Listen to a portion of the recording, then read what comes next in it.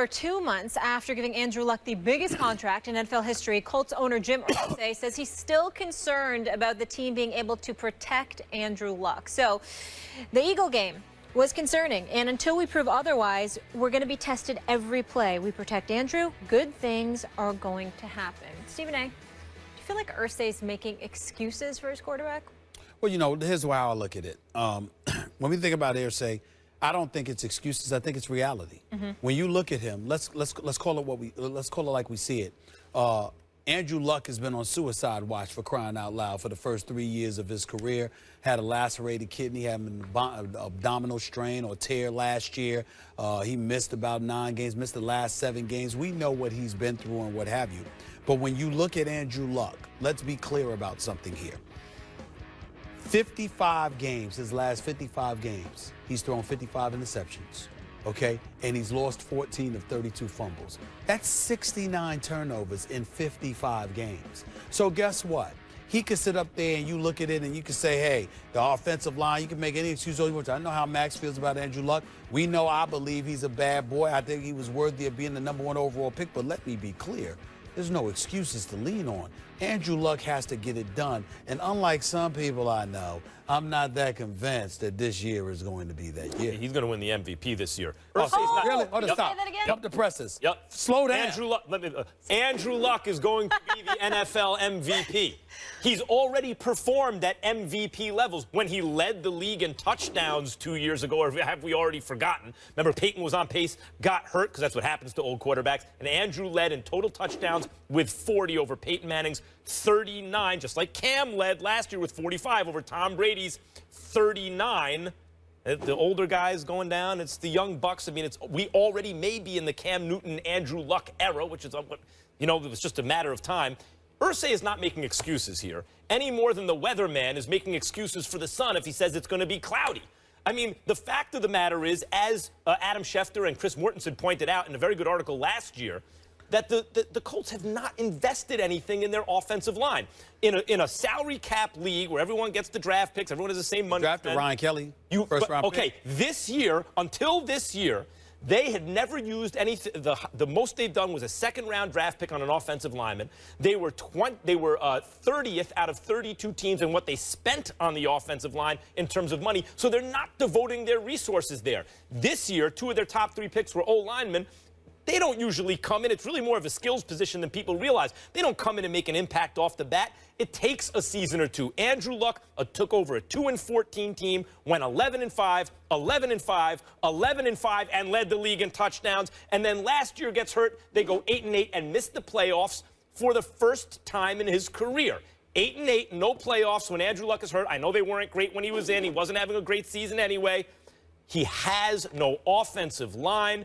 That's the reason he struggled recently. Let's also add a running game, because even though we respect the hell out of Frank Gore, he is 32 years of age. He ran for 967 yards last year, but he's not an elusive back. He's somebody, first of all, you can't let people penetrate the backfield because he's not elusive and he can't get around that. So first you got to protect your offensive line. Not only has to protect Andrew Luck, for the run, but they've got to block for the run so he can gain momentum by the time he gets to the line of scrimmage, so he can actually gain some yards. If you don't have a stout running game, and you have a questionable offensive line, then all you have is a situation where you're looking at Andrew Luck to come and save the day, which is why I do not believe he's going to be the league MVP. Well, I mean, until last year when he got hurt, he did save the day. He went on teams that weren't very good. They were the class of the division.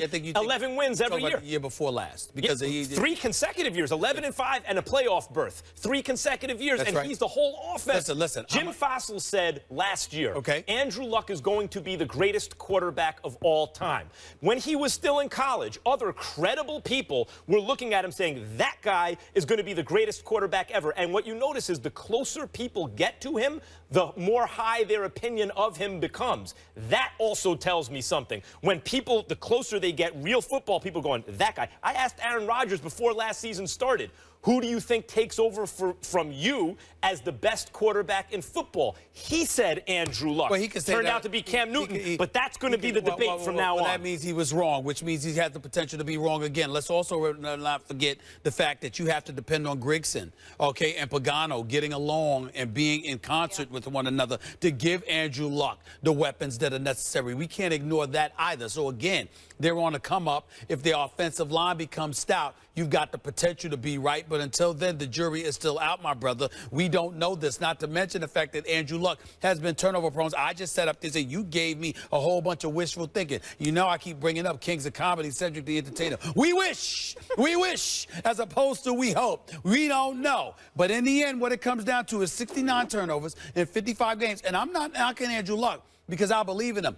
I'm just not so certain I believe in him as much as you do. Number one, at this juncture. Number two, because of the injuries. And number three, because I don't trust Grigson and Pagano together. Yeah. The situation itself. We can't ignore that. The Colts got rid of Peyton Manning for Andrew Luck. Peyton threw 55 touchdowns one season, followed that up with 39, followed that up with a Super Bowl win. And the Colts made the right decision. I agree with That's that. how gangster this guy is. That's not about gangster. Yes, it is. No. Yes, I agree that they made the right decision, but you're addicted to this word gangster. I don't know if it's the Untouchables, it's Law and Order. That's right. I don't know what the hell's going on with you. Hold on, Brick. I don't play a gangster on TV. But I don't mention it as much as you do, which is what makes me shocked. But what I'm saying to you is this. You keep bringing that stuff up. I get all of that. Those are arguments that I made in the past. The difference between you and I is that you're bloviating to a point where you think Andrew Luck has already arrived and you're not taking the ancillary parts into consideration. Okay, well, except you got to take those things except that if you go, first, I've been saying, like, it's the two blue chip guys of this era, Andrew Luck and Cam Newton, that's the era we're in. It's like Mickey Mantle and Willie Mays. People Why you keep mentioning Andrew Luck and Cam Newton without Russell Wilson? 2 and 14 without him. You add one piece, and 2 and 14 becomes 11 and 5. And in case you thought that was coincidence, it was fluky. He repeats 11 and 5 the next year, and 11 and 5 the next year. And in case you think that was fluky, the year he gets hurt, 8 and 8, no playoffs. So one thing is consistent here. When you have Andrew Luck at quarterback, even without an offensive line, even without a running game, you win 11 games and go to the playoffs. Yeah, and the bad part about it is I agree with your argument, except for how you're making it, because you're ignoring the key points. You're acting like he just got there and it didn't matter what he was going to, because playing in the AFC South before last season actually did help. Yeah. I mean, I love how you leave that out. I love how you leave that out. He's it was a joke for too, years. But I don't think anything sneaky about it. He's really athletic. I'm saying for being such a good pocket passer, the way he can run. People, underestimate that. 40 touchdowns, led the league. When we come back, he went #1 in the NFL draft, but he will be inactive for week 1. But does this prove the Rams made a mistake? We get into it. First Take is brought to you by Dick's Sporting Goods, proud to employ and support hundreds of Team USA contenders. The Rams made a huge splash this offseason when they traded up to get the #1 overall pick in the draft, selecting Cal quarterback Jared Goff. That pick is now looking questionable because Goff is currently listed as the 3rd QB on the Rams roster behind starter Case Keenum and backup Sean Mannion. Head coach Jeff Fisher told NFL Network that Goff will be inactive for the season opener against the Niners on Monday night. Goff finished the preseason completing only 22 of 49 passes for 232 yards with 2 touchdowns and 4 turnovers. Stephen A., does Goff being inactive appear that the Rams made a mistake here? It appears that way, but the jury is still out. We don't want to sit up there and engage in condemnation about this kid who's a true junior coming out of college and being thrusted into this situation. It is a bit odd that he's not on the active roster. The fact that he's not on the active roster, I don't even know the name of the #2 dude that they have in front of him. Mannion. Who the hell is Mannion? So, I didn't know whether it was Mannion or Onion or something. I didn't know. I don't know who the hell it is. I'm not knocking him, but my Lord, I've never heard of him in my life. It's not Onion. It's not Mannion, not Onion. Not Onion. So let's get his name right. I mean, this guy is ahead of the #1 overall pick. I'm not going to condemn Jared Goff. I'm going to condemn Jeff Fisher. I'm so surprised. 22 years, entering his 22nd season as an NFL head coach, only has 6 playoff appearances on his resume. We all know that with Les Snead, he's got some say in terms of who they draft. My goodness, if they've missed the boat on this and has blown the #1 overall pick in the draft on Jared Goff, we got a problem. And somebody needs to be looking at Jeff Fisher, because it's one thing for him not to be ready, but for him not to be on an active roster, this is bad. Well, you Bad. and Coach Gruden earlier point out, listen, a true junior and new system, he's not familiar with it. This is a long-term play, not a short-term play. I think it's way too early to make a judgment about Goff, the quarterback, whether they made a mistake taking him #1 instead of someone else. They made a mistake trading up in the draft in the first place. They didn't have the #1 overall pick. The Rams had to trade 2 firsts overall, 2 seconds, and 2 thirds to get the #1 overall pick. That's called invented. You can't invent a great player. They have to actually be there. And this was the kind of draft where you didn't see any great quarterbacks. There was no Cam Newton or Andrew Luck, a guy who was obviously going to be great. It was just a typical year where you might find a quarterback if you looked. And the Rams tried to invent a quarterback by trading all this stuff to trade up to #1 and took the guy that they wanted. It's an indictment of them and the organization that they did that. Not Goff, because he's not ready week 1 to take over. It's an indictment against them for what they did. But the point is, if you do all of that, you had damn well better be sure that this is the guy. And I mean, for politics, far be it for me to say this, but for politics purposes, you got to keep him on the active roster. I mean, my God, to just not even have him on the active roster, you're telling the world, damn, we don't think he can play, which makes everyone look at you.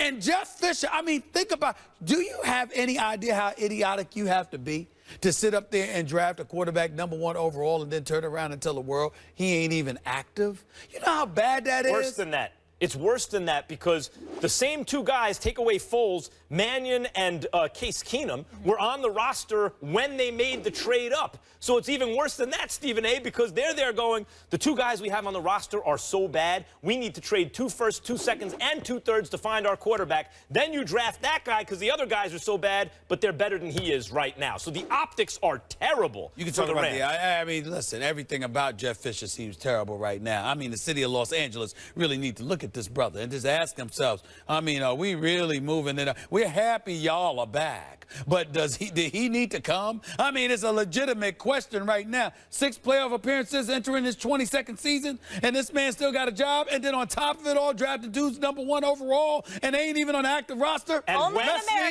Wentz and Prescott are starting. Listen, I like Les Snead. I mean, but somebody got to explain something. Guess what, guys? I'm looking at Fisher. Guess what, guys? NFL, it's our last show that it was the preseason, right? It's officially the NFL season. Tomorrow, we cannot wait. Fat Joe will be here. Everybody knows Fat Joe in town.